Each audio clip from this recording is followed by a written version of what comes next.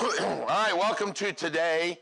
We're going to do chapter 10, a little more involved with the agency that we had kind of touched on.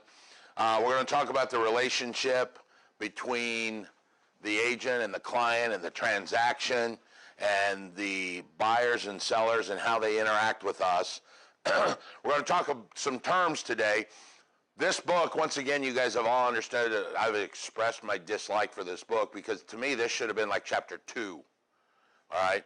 Because there's some words that we've been bantering around that we're actually going to talk about today and define them.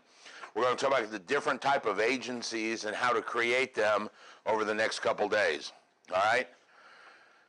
So let's start out there on page 152 and talk about the law of agency.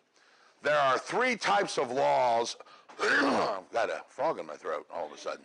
There are 3 types of laws that we run the country by.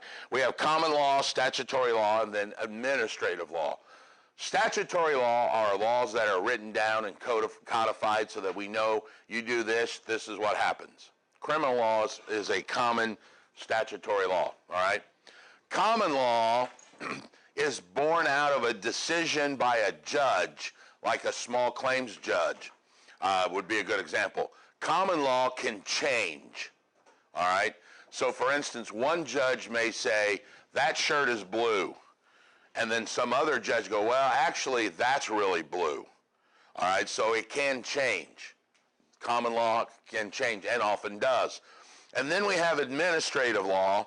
And as you know, administrative law is what we went over with the Real Estate Commission. Those are administrative laws that tell us how to run our system. Agency runs under common law. Matter of fact, a lot of times you hear it called the common law of agency because it changes, and it will change. It has changed at least one time in my career that I know of, and it might change again. So that's why you guys got to continue to do your continuing ed, because when those laws change, the instructor's supposed to tell you, hey, here's a new change. For instance, the one we talked about yesterday, the Minimum Level of Services Act, that was a change in common law for us. Now we have to do these certain things. It used to not be that way. And I don't know if used to not's a word or 2 words. It used to not be that way. One of the laws that you guys deal with now, you guys heard of a buyer's agent that helps the buyers? Those only came about in the late 70s. The buyer's agent didn't really start helping a buyer until the 70s. Up until then, we always worked under the term caveat emptor. You guys know what that means? Buyer beware. If the seller could trick the buyer, it was up to the buyer to find out. It was his job. Yeah, buyer beware. It's caveat emptor. Means the onus is put on the buyer for you to find out what's wrong with. I'm not going to voluntarily tell you. Like buying a used car. Money pit. Yes, that's a good example. The money pit. Buying a used car. There's a seller for the dealer. The buyer of a used car doesn't really have anybody go with him, so it's up to the buyer to beware and check all the things. And if you forget to ask, did the brakes work? And he comes back and goes, well, you didn't ask that, so I didn't tell you. So in the 70s and early 80s, the buyer's agency just came about because of that. That's a change. There's also another change called sub-agency. It's so far removed now that we don't even really talk about it, but I want you to just know, sub-agency used to be where an agent of a seller would hire another agent to bring the buyer. All right? So think about that. The seller would go out and get an agent, and then I know that as the listing agent, let's say I know that Jesse deals a lot with buyers. So I would call Jesse and say, hey, you want to come work for me? Bring some of your buyers over here and let's do the deal. All right? In that scenario, where do you think Jesse's loyalty would really lie? To me, because I'm the one that hired him. So would he really honestly be 100% potentially honest to his client? Probably not, and that's not casting disparage against Jesse. I'm just saying his Loyalty would lie to me to get the deal done, all right? So that changed, and buyers started representing buyers. And we'll talk about the system that we use today and how that works. So sub-agency, we don't even really talk about. We've kind of gotten away from it. So let's go over some of the common players in this, all right? First of all, the first name I want to talk about is this person called a principal.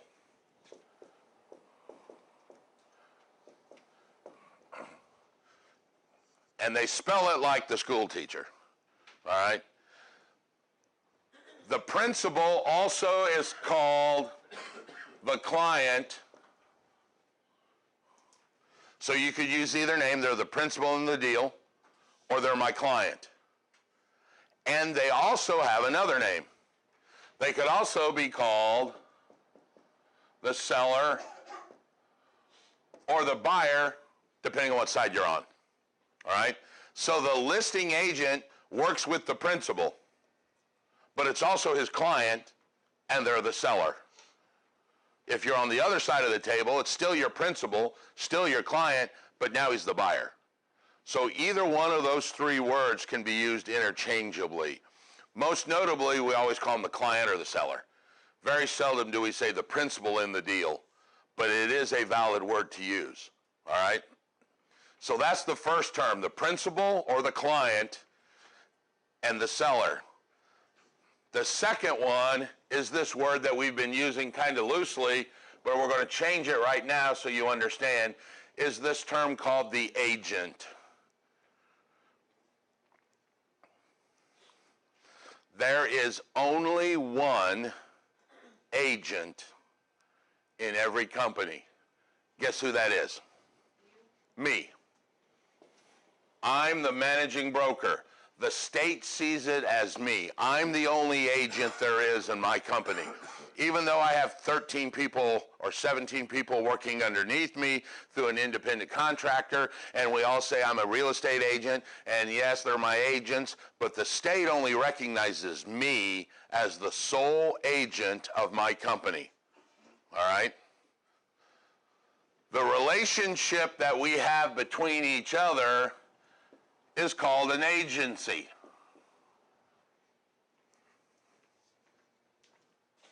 So there is an agency relationship between the client and the agent. Now that is pretty generic because there are sports agents, talent agents, modeling agents, real estate agents.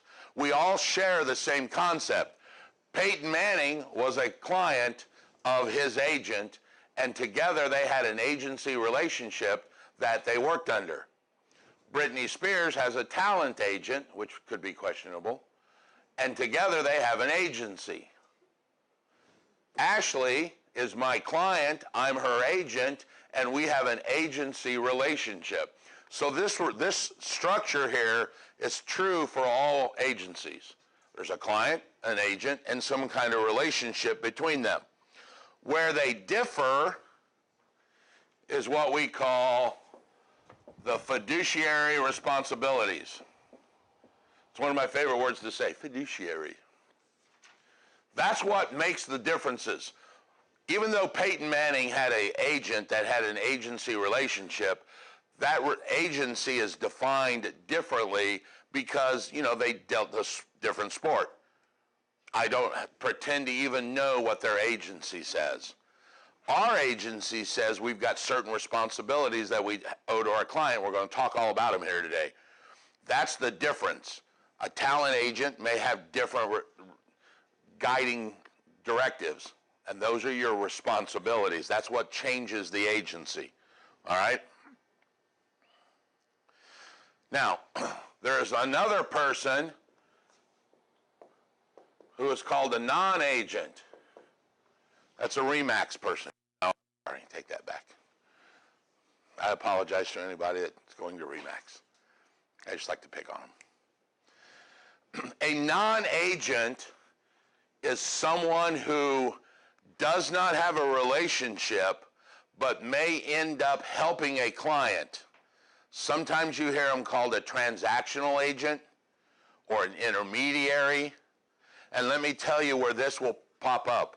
I've done this twice in my career. Let me give you an example. If there's a for sale by owner that's selling a house and he finds a buyer, but they call me and they said, hey Raymond, I don't need you to broker.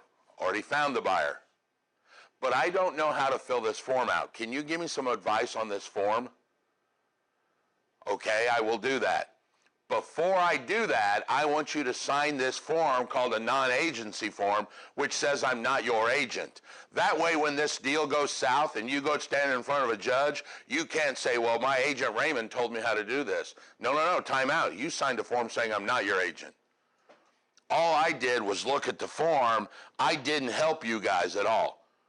Sign here and you would sign here. Then you got to sign here and here. All right? So in a typical arrangement, I have a client, seller or buyer, and in this arrangement, there's no client because there's no agency there. Let me give you this last word and we'll go back and show you how. The last word I want to talk about is this word called a customer.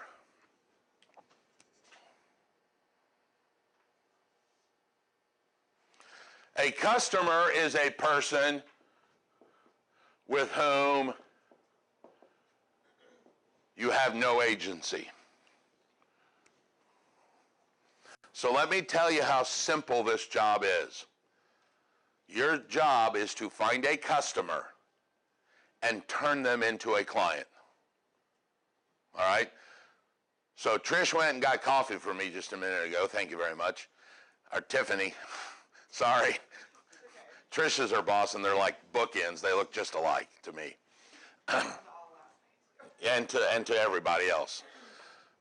As you're standing in line in Starbucks, the person in front of you, you have no loyalty to, you don't know them, you have no relationship, they are your customer.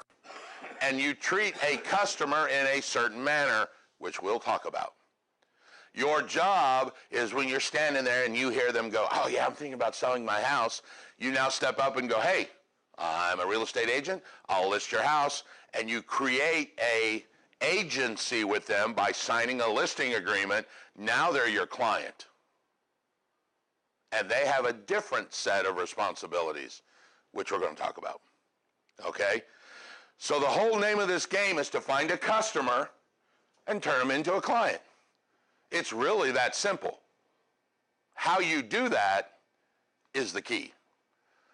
Do you do it through talking to people every day? Do you post and blog and get people to call you? Do you do a radio show like I used to do? Do you do reality TV? Whatever you want to do, it's a very simple game. You take this person that's a customer and move them to this person. All right? And you do that by creating this agency through one of the forms we're going to talk about coming up. So 90% of most every business you do, you have a client sitting on this side of the table, all right? So here's my seller. I signed a listing agreement with him. He's my client. He's also the principal in the deal, all right? Now, on that side of the table, though, you're sitting with your client who's the buyer. Are we together so far? But watch this. Your client is my customer because I don't have a relationship with the buyer. And my client would be your customer because you don't have a relationship with my guy. I do. So in most deals, you're going to end up on your side of the table with your client and sitting across from a customer, right? In a non-agency transaction, I actually have two customers. I don't have agency with the seller. I don't have agency with the buyer. All I do is say, sign here, sign here. So think of a transactional agent who's more interested in the transaction, the paperwork, not the people. You will do those very infrequently. I've only done 2 in like 17 years. All right? But it can happen.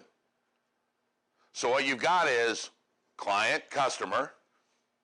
You've got the non-agency, which is 2 customers. And we've already talked about the third one, which is what? What's the other agency we talked about the other day? Limited agency. What's limited agency? So I have 2 clients. That's the only combination you can have. I have a single agency where I represent one.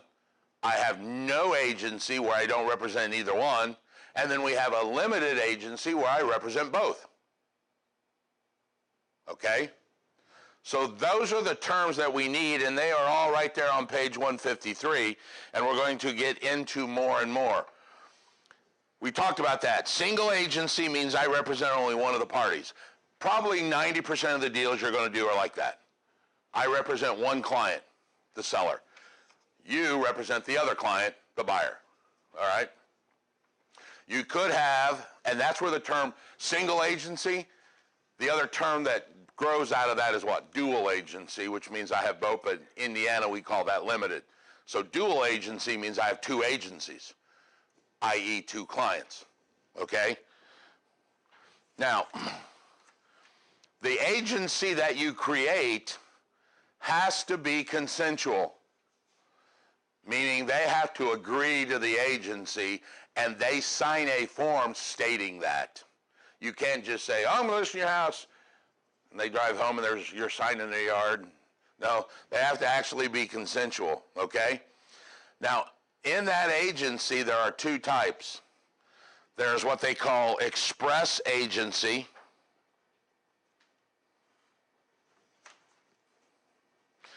On page 154, I want to clarify something because people read this all the time. Agencies can be written or they can be oral. That is in general. In the real estate world, they must be written.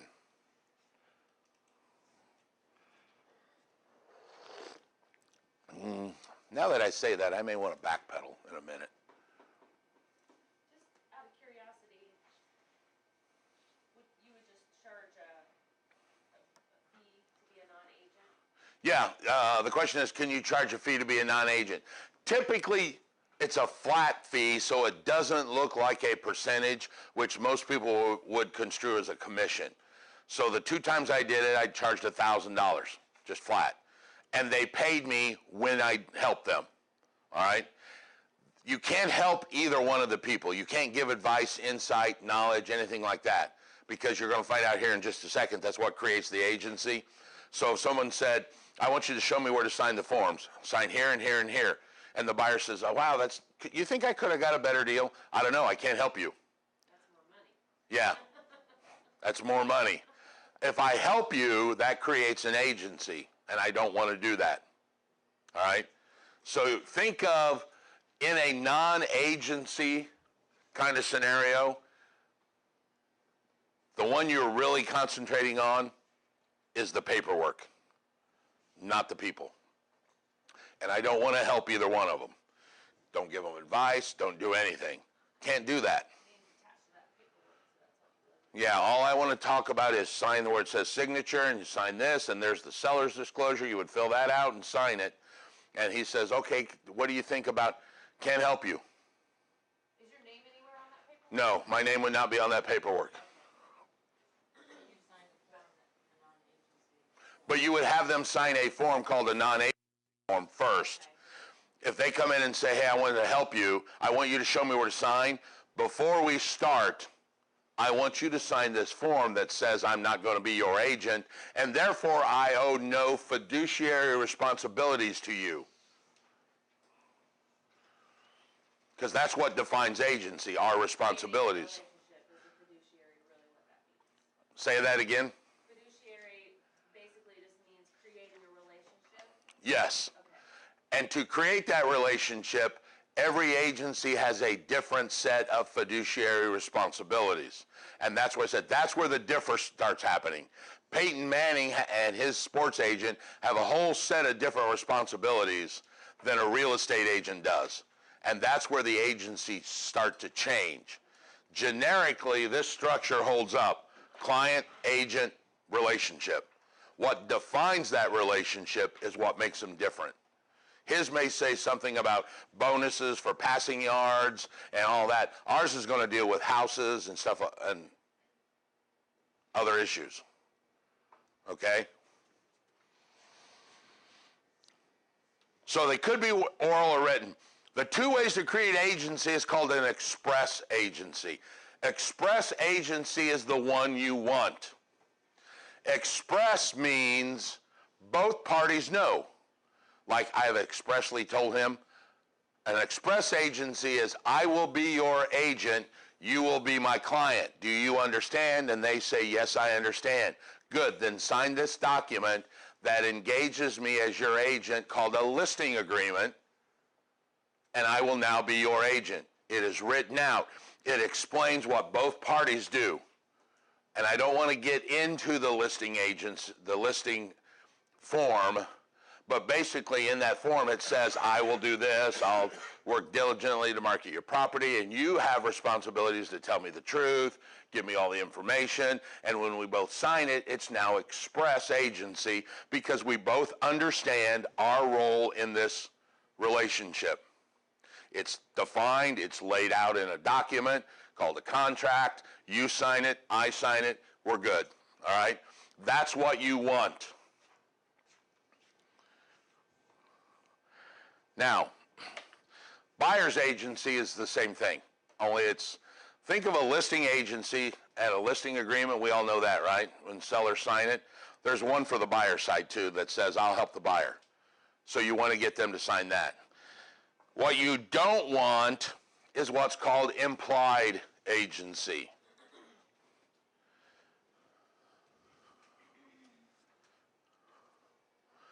Implied agency is where one party or the other thinks there's a relationship that's created, but there may not be. This is the killer. And typically implied agencies happen with you guys that are brand new, you don't really understand yet, you get all excited and things happen and you start doing stuff before they've signed a contract, and lo and behold, you're into an applied agency and they may think something and you may think something else and it may not be true. All right, so let me give you an example.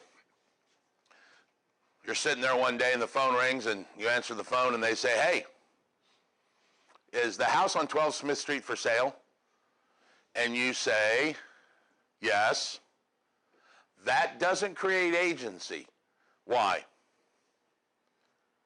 That's common information. That can be found anywhere. There's no written agreement? Implied agency, there is no written agreement. But you don't want to create this agreement without a written one. And here's how it would happen. What I'm telling you is if someone says, is the house for sale? Yes, it's for sale. Because that information is common knowledge. Okay. They can call you, they can call me, they can look on MyBor and all that. Is it 128,000? That's what I saw on MyBor. Yes, it is. You're still good. Oh, 128 seems really high. Do you think the guy's willing to bargain? Yes, he's willing to bargain. He told me that he was motivated. Ding, ding, ding, ding, ding. You just gave information that not everybody knows. You just created implied agency. Now this guy goes, great, and hangs up and turns to his wife and goes, hey, I just got off the phone with my real estate agent, said that guy was motivated. No, wait a minute, no one said that. He may think he just did, and you just go, oh crap, lost another phone call, and hang up. You may be under an implied agency, which means you have now responsibilities to that guy, and you didn't even ask his name. All right? So you do not want to create implied agency. What you need to take away from this section is implied agency, bad. Express agency, good. And what's listing agency? Listing agency is what creates is a form of an express agency. Express in general just means both parties know and they agree to it and they both sign to it. Implied means one party may think there is and there may not be, or one thinks there's not and there actually may be. That's implied. You don't want that. You don't want this guy going around saying, oh, I just got off the phone with my real estate agent. I called that guy at KW, and he told me he was motivated. We can really get a good deal. And the guy at KW is now eating lunch and doesn't even know anything because he gave help and advice to a client without creating an agency. It created itself, so to speak. So what you do, this is where your opportunity to take this customer, he's like, hey, that seems a little high. Do you think he could come down on that? And you go, you know what? I'm right around the corner from Starbucks there on Main and Emerson. Why don't I meet you there in 10 minutes and I'll show you the file and we can talk about it. He's like, oh, okay, I'll meet you there. So you walk into Starbucks and you say, before we get started, I want you to sign this express agency that says now I'll be your buyer. And once he does that, now you have express agency. Now you open the floodgates and he becomes your client. You just converted that customer to the client. That's how you do it. That's the correct way to get that express agency so that you both know I'm working for you and you can tell me stuff. All right? So you want to create express, do not want to create implied. Most of the time, that's what I said, new people get excited, they answer the phone, and they're like, oh, I'm going to get a sale. Yeah, he's motivated. He told me his wife died, and he's really desperate to sell, and his cat's pregnant, and his dog's on heroin, and all this good stuff. And you're just started, all of a sudden, you're now giving information that no one knows. All right? Develop like rapport with the person. Like I can see this happening. Yeah. I mean, you want to, Yeah, and you want to help them because you think, oh, this is my first client, I'm going to get a deal, and you never even did the step of creating the agency. You went straight to helping them. You can't skip that step of, before I help you, you and I need to hook up and sync up and understand that I will be your agent, and we will do that through signing a buyer's agency agreement, which creates the agency bond between us. well, you could look at it as implied, if you try to establish implied agency, you could be losing a client. No, you cannot look at it like that. First of all, it's not a client, they're still a customer until you create. But what happens is if this guy goes off and finds out that it's motivated because you said he was motivated and you hung up and you went to lunch and thought I just lost a call, and all of a sudden he now writes an offer or does a deal and says, well, my agent Holly told me he was motivated, and that guy goes, the listing agent says, who's your agent? How do you know he's motivated? Who told you that? And you go, oh, I was on the phone with Raymond. And now that guy calls me and goes, what the heck are you doing? I don't know. I just took a phone call and went to lunch. Now I could be held responsible for what I said to you and be in trouble. So I do not want to create that agency because I could be on the hook for my fiduciary obligations to that guy, and I didn't even know there was an agency. I just thought it was some wackadoodle that called me on the phone, and I gave him some information. So you've got to be careful not to create that express or that implied agency. Misspoke. You want the express agency. All right? Good? Now on the bottom of page 155, there's a very important issue I want to talk about. The compensation. I'll tell you what, we're going to stop and change audio files.